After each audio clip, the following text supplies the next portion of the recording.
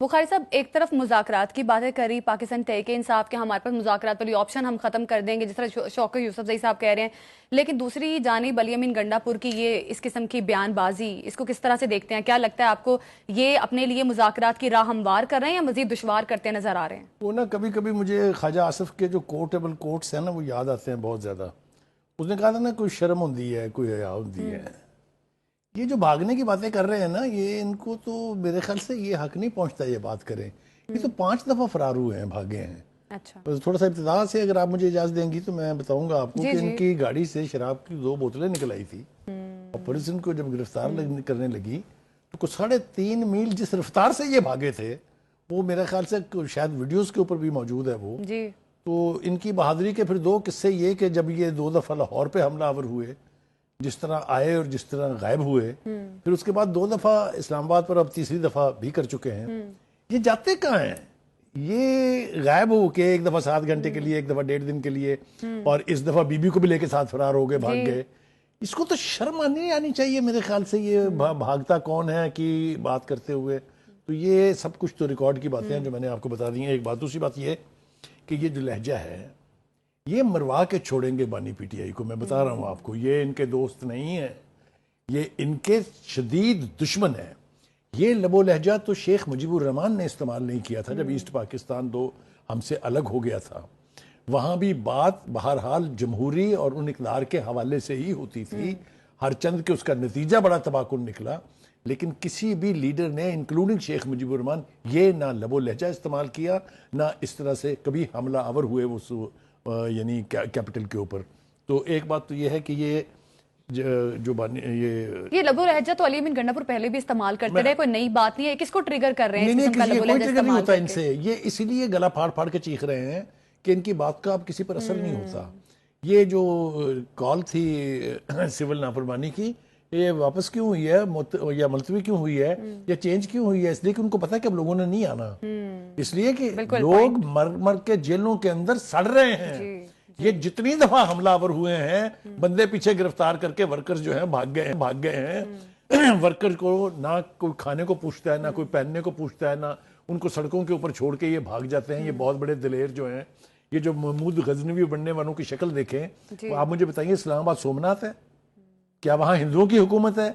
ये जो मिसालें इस्तेमाल करते हैं उनको यही नहीं पता कि ये क्या कहना चाहिए किस वक्त में। तो इनकी तो बात आप छोड़ दें, इनके हवाले से तो मैं आपको ये बात जिम्मेदारी से कह रहा हूँ कि ये मेरा लगता ये है कि ये उस एजेंडे पर अमल पैरा है। किसका एजेंडा ये मैं नहीं जानता, कि बानी पीटीआई को फारक करो जी, उससे जान छुड़ाओ। ये जान छुड़ाओ एजेंडे के ऊपर काम कर रहे हैं। मैं आपको ईमानदारी से कह रहा हूँ, अपने तजर्बे की बुनियाद पर मैं कह रहा हूँ कि ये बानी की खिदमत नहीं कर रहे हैं, उसकी जिंदगी को और ज्यादा अजाब से दो चार कर रहे हैं। खुफिया मुलाकातें भी तो करते रहे अली अमीन गंडापुर, जिसकी बात अब कर भी रहे थे कि गायब हो जाते हैं, तो इनकी पार्टी के लोग ये कहते हैं कि ये दिन में भड़क मारते हैं, शाम को जाके पांव पकड़ लेते हैं कि जनाब मुझे थोड़ी सी इजाजत दे दें, मैंने पार्टी को भी खुश रखना होता। इस तरह सियासत नहीं होती, इस तरह सीरियस नेशनल पॉलिटिक्स नहीं की जाती। ये जो मैं नहीं कह रहा हूं, ये इनकी पार्टी के लोग कहते हैं कि ये विकेट के दोनों तरफ खेलते हैं। ये उसकी पार्टी के लोगों के इल्जामात हैं कि ये उनके नुमाइंदे हैं, कोट अनकोट। तो इनकी सियासी हिकमत अमली है ये, इस किस्म की गुफ्तगू करना, या किसी और की उनको अपनी चीफ मिनिस्ट्री जारी रखनी है जी। उन्होंने पार्टी का जितना बेड़ा गर्क अली अमीन गंडापुर ने किया है, आप किसी दूसरे को इसका जिम्मेदार नहीं ठहरा सकते। इसलिए अब आप देखें सूरत हाल क्या है। ग्राउंड सूरत हाल इतनी तबाहकुन है कि बाजियां जो हैं, अब वो बाजियों का भी मजमुआ हो गया है। एक लीमा बाजी है, उनके साथ 2 बाजियां और हैं, एक बुशरा बाजी है। बाजियों की भी अजीबो गरीब किस्म की सियासत है, एक दूसरे के साथ भिड़ रही हैं, एक दूसरे के साथ टकराव की सियासत है। एक ही बानी है बेचारा, उसके ऊपर अली अमीन गंडापुर कुछ कह रहा है, एक बाजी कुछ कह रही है, दूसरी बाजी कुछ कह रही है। मैं आपको ईमानदारी से बता रहा हूँ कि ये उसको ना सही पिक्चर जाके बताते हैं, उसके सामने एक रोजी पिक्चर का मंजरनामा खींचते हैं, जिसके ऊपर हमने देखा कि जो लास्ट मुलाकात हुई है बानी की जर्नलिस्टों के साथ, उसमें वो फट पड़े हैं। उन्होंने कहा कि ये मुझे धोखा दे रही है मेरी लीडरशिप, और उन्होंने लीडरशिप की जो गत बनाई है, आई विश कि वो हम सारा कुछ दिखा सकें और वीडियो पर कहीं वो अवेलेबल हो, तो they will have no face जो इनके साथ बानी पीटीआई करते हैं। ये होगी एक बात। दूसरी बात ये होगी, जरा आ जाए थोड़ा सा शौकत यूसुफ की तरफ। ये गंडापुर को तो आप राइट ऑफ कर देंगे, तो पार्टी का बेड़ा गर्क करके छोड़ेंगे। یہ جس طرح کے نعرے مار رہے ہیں یہ ہر دفعہ ہر محاذ سے فرار ہوئے ہیں. یہ میں تفصیل کے ساتھ پہلے بھی بتا چکا ہوں, اس لیے ان کی بات کو تو بہت زیادہ سیریسلی اچھا لینے بخاری کی صاحب ضرورت نہیں ہے. اب ٹھیک ہے علی امین گنڈا پور کی گفتگو کے بارے میں بتا رہے ہیں بخاری صاحب. اب پاکستان تحریک انصاف جو کہ بہت زیادہ سنجیدہ نظر آ رہی ہے حکومت سے مذاکرات کے لیے, تو حکومت کی جانب سے ڈیلے ابھی کیوں کیا جا رہا ہے, کیا وجہ ہے اس کے پیچھے؟ پہلی بات تو یہ ہے کہ جی پی ٹی آئی کی سنجیدگی مذاکرات کے بارے میں جو ہے اٹ از ہائیلی کوسچنیبل. اچھا اس کے اوپر سوال اٹھ رہے ہیں. ٹھیک. آپ دیکھیے بانی پی ٹی آئی نے کیا کہا ہے جو لاسٹ ملاقات ان کی جرنلسٹوں سے ہوئی ہے. ان کا کون سے مذاکرات کی بات کر رہے ہیں, میں یہاں جیل میں سڑ رہا ہوں, آپ کو مذاکرات کی پڑی ہوئی ہے. تو حکومت بھی اب ان کا اعتبار نہیں کر رہی. وہ کہتی ہے کہ ایک دفعہ جا کے بانی سے پوچھیں کہ بات چیت کرنی ہے کہ نہیں کرنی ہے, کیونکہ ماضی میں یہی بانی پی ٹی آئی اسی حکومت کو پیپلز پارٹی اور نون لیگ کی لیڈرشپ کو چور اور ڈاکوؤں جیسے ٹائٹل کے ساتھ مخاطب کرتے رہے ہیں, اور یہ تک بھی کہا تھا کہ ان سے بات کرنے سے بہتر ہے میں خودکشی کر لوں. یاد ہے نا آپ کو؟ بالکل کہہ رہی ہے کہ بانی پی ٹی تو آئی جب گارنٹی آپ کون دے گا؟ اتنا بڑا یو ٹرن لے کے زمین پر واپس آئیں گے تو دوسری پارٹی سوچتی ہے کہ یہ سیریس بھی ہیں یا نہیں ہے. اس وقت میں آپ کو بالکل ایمانداری سے کہتا ہوں کہ یہ شواہد موجود ہیں کہ پی ٹی آئی کی لیڈرشپ ایک بار پھر اسی دربار پہ جا کے منتیں کر رہی ہے کہ خدا کے واسطے ہماری سن لیں. آپ سمجھ رہی ہیں نا میں کیا کہہ رہا ہوں؟ جی جی بالکل. کیونکہ وہی لے کے آئے تھے, انہوں نے اقتدار کا مزہ چکھایا تھا, انہوں نے بقول ان کے اقتدار سے باہر بھی نکوالا.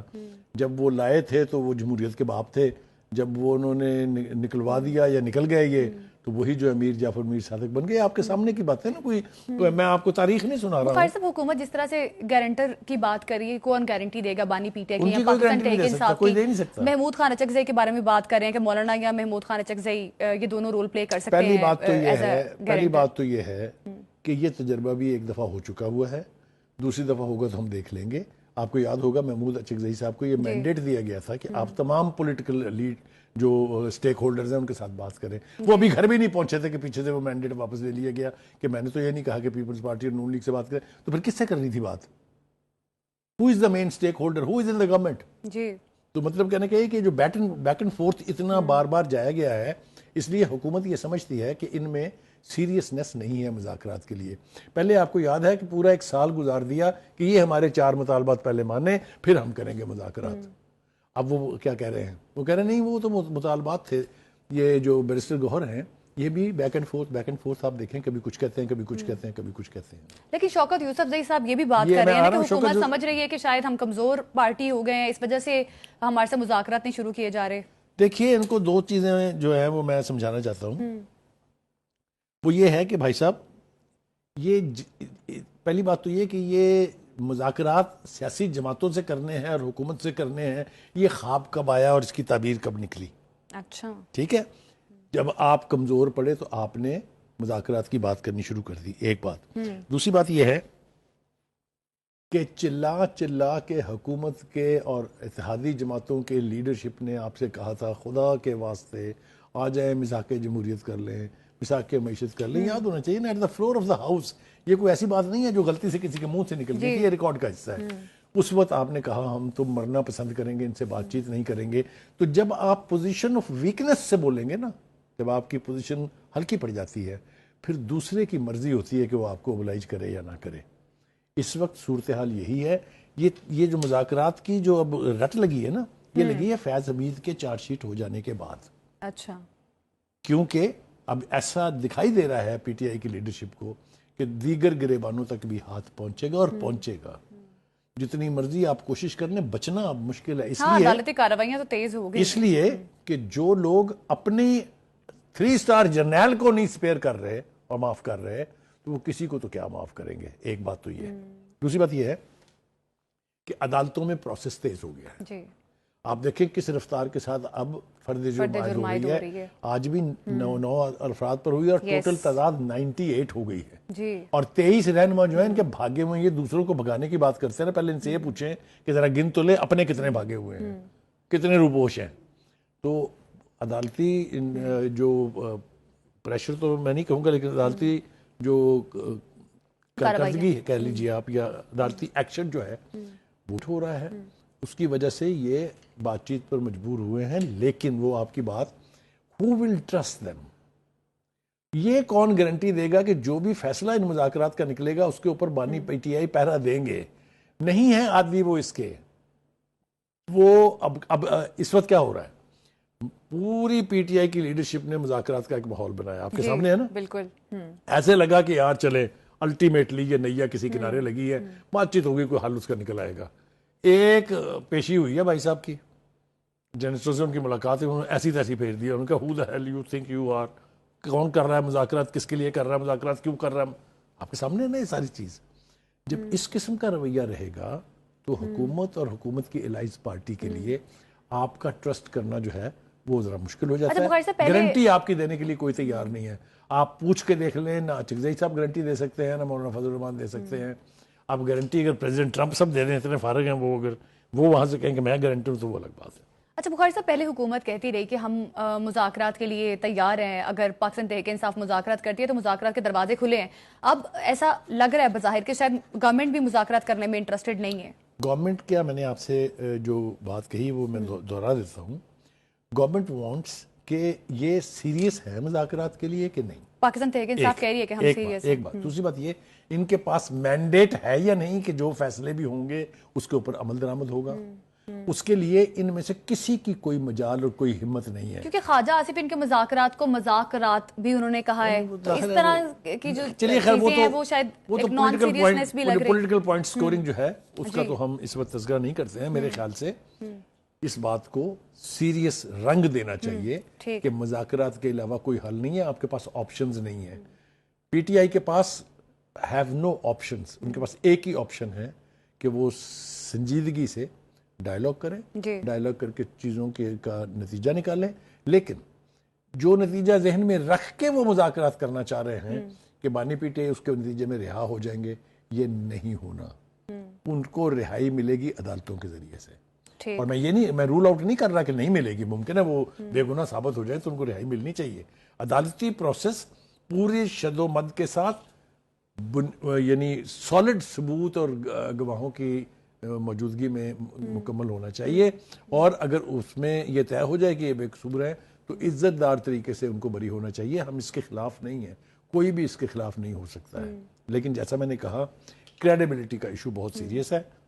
جب تک نتیجہ خیز مذاکرات نہیں ہوں گے, پی ٹی آئی کی مشکلات میں اضافہ ہوگا, کمی نہیں ہوگی. بخاری صاحب, سول نافرمانی کی تحریک بھی شروع کرنے جا رہی تھی پاکستان تحریک انصاف. اب کہا جا رہا ہے کہ نہیں, مذاکرات والی آپشن پہ ہم غور کر رہے ہیں, اس وجہ سے اس کو نہیں شروع کیا جا رہا. کیا لگتا ہے کہ پاکستان تحریک انصاف آگے چل کے اگر مذاکرات نہیں کامیاب ہوتے ہیں یا مذاکرات شروع ہی نہیں ہوتے تو پھر کیا سول نافرمانی کی تحریک شروع کر سکتی ہے؟ پہلی بات تو یہ ہے کہ میں اپنے آپ کو اتنا بڑا بے وقوف ثابت کرنے پر آمادہ نہیں ہوں کہ میں یہ مان لوں کہ انہوں نے اس وجہ سے ملتوی کر دی ہے کہ مذاکرات شروع ہونے والے ہیں. ایک طرف تو آپ دے رہے ہیں دھمکیاں, وہ کہہ رہا ہے میں لے کے آؤں گا اسلحہ اگلی دفعہ, تو آپ کے پاس ہمت نہیں ہے سول نافرمانی لانچ کرنے کی.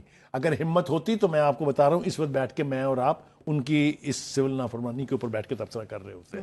دیکھ لیا نا کر کے جو سلوک ورکر کے ساتھ ہوا, دیکھے نا سول نافرمانی کیوں نے کرنی ہے, ورکرز نے کرنی ہے نا.